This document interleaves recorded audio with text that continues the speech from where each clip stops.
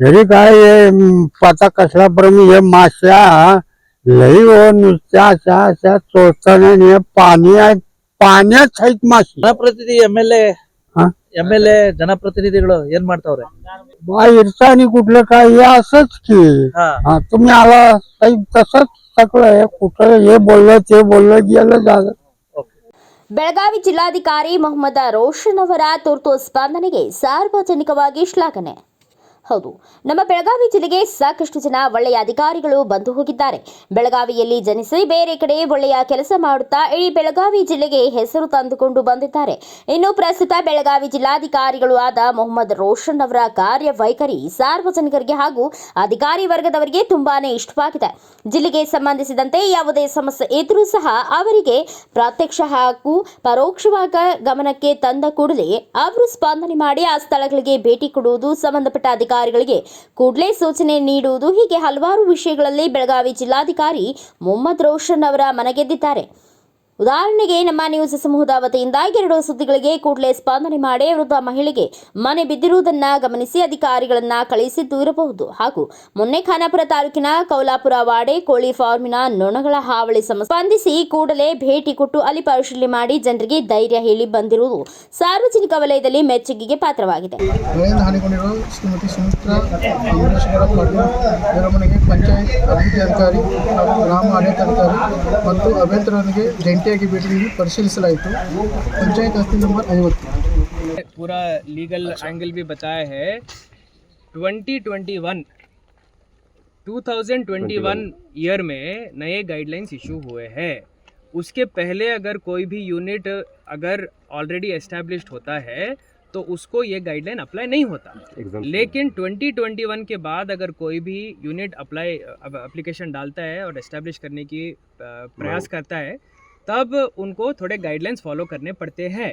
लेकिन site location का जो गाइडलाइन है, आपके किसी लड़के ने क्या नाम है आपका?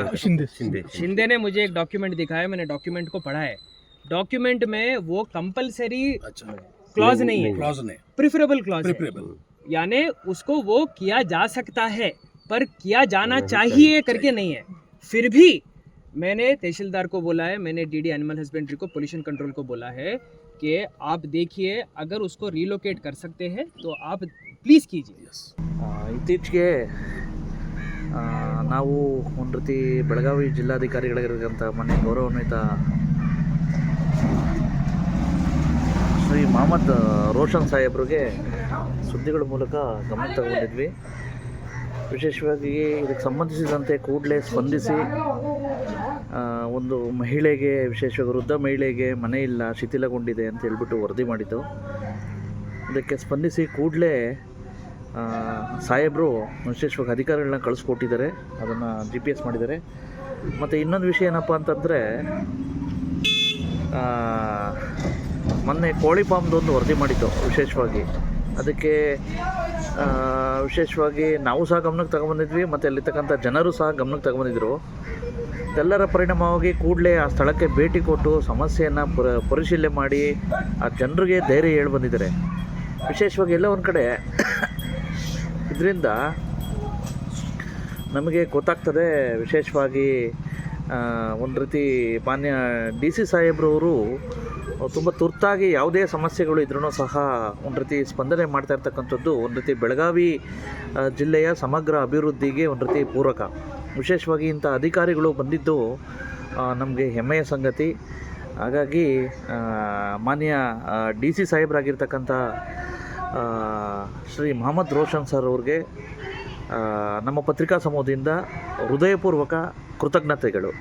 ಇದರಿಂದ ಮಾನ್ಯ ಗೌರವಾನ್ವಿತ ಜಿಲ್ಲಾಧಿಕಾರಿಗಳು ಆದ ಮೊಹಮ್ಮದ್ ರೋಷನ್ ಅವರು ಬೆಳಗಾವಿ ಜಿಲ್ಲೆಯ ಸಮಗ್ರ ಅಭಿವೃದ್ಧಿಗೆ ಇನ್ನಷ್ಟು ವೇಗ ಕೊಡುವುದರಲ್ಲಿ ಸಂಶಯವಿಲ್ಲ. ನಿಮ್ಮ ಕಾರ್ಯಕ್ಕೆ hats off. Bureau report, Basavaraja, ರಾಜ್ಯ ಉಪಸಂಪಾದಕ, ಭಾರತ ವೈಭವ ನ್ಯೂಸ್, ಬೆಳಗಾವಿ.